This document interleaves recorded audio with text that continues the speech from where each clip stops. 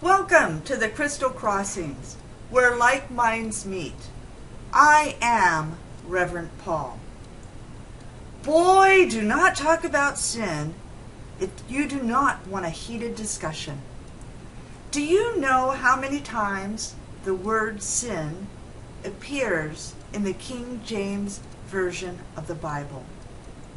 Well, the word sin appears 447 times, and the word sinful appears 8 times. The word sinned appears 119 times. The word sinner appears 21 times. The word sinners appears 48 times. And the word sinning appears twice, while the word sins appears 173 times. My goodness, is that an awful lot of sinning going on? Well, the concept of original sin really starts in Genesis 3, where Adam and Eve disobey God and eat from the tree of knowledge of good and evil. And as a punishment, they are prohibited from eating from the tree of life. God evicts them from Eden. And since Adam and Eve and every human from this point on cannot eat from the tree of life, they will die. Death for every human being then becomes the penalty for Adam's sin. And the term sin, it's interesting, does not actually appear in the Bible until Genesis 4.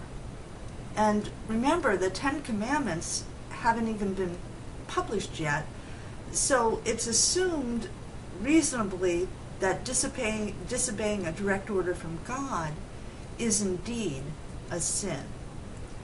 And you know, I've been thinking a lot lately about sin since I hear so many people talk about it. What exactly is sin? Why do so many people have so many definitions for sin? And how does a person know when he or she is sinning?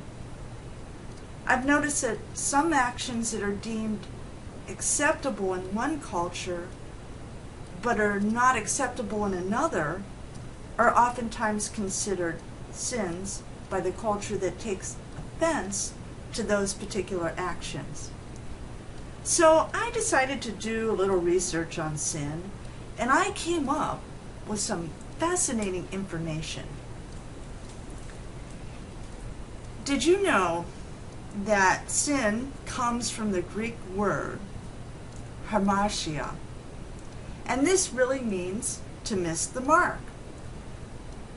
Way back in the day, judges or referees at archer competitions would yell, "Sin!"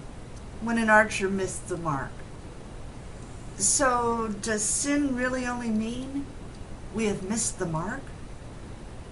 And now if we go back even further in history, the Sumerian god in Mesopotamia mythology was called Sin, which means God of wisdom. Now, he was also called Nana, Nanar, Sin, and Nana is a Sumerian word for illuminator. And anyone who lived in the city of Haran, which was founded around 2000 BC as a merchant outpost of Ur, was situated on a major trade route across northern Mesopotamia. And the name comes from the Sumerian and Akkadian Haran-yu, which means journey, caravan, or crossroads. And for centuries, it was a prominent Assyrian city known for its temple of Sin. And anyone who lived in this area or wilderness of sin would have been called a sinner. Sin god, a Sumerian Babylonian god, was a god of knowledge and truth. But truth is sin is actually a god, a Sumerian Babylonian god of knowledge and truth. Sin is a moon god and an overall measurer of time. And again, the god of knowledge and truth.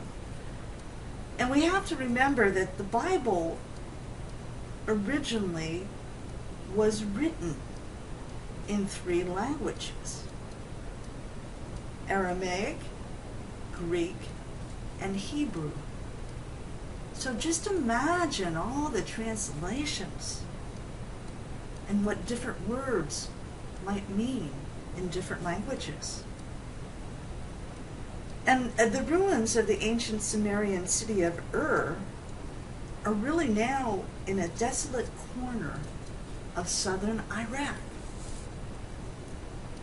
So when the Bible talks about sin, is it really referring to the worship of the pagan moon god? And when the Bible says that the wages of sin is death, could that mean to worship sin, the moon god, was a crime punishable by death in those times? Now, I'm certainly not a biblical scholar, and I don't pretend to be one, but it does make me wonder.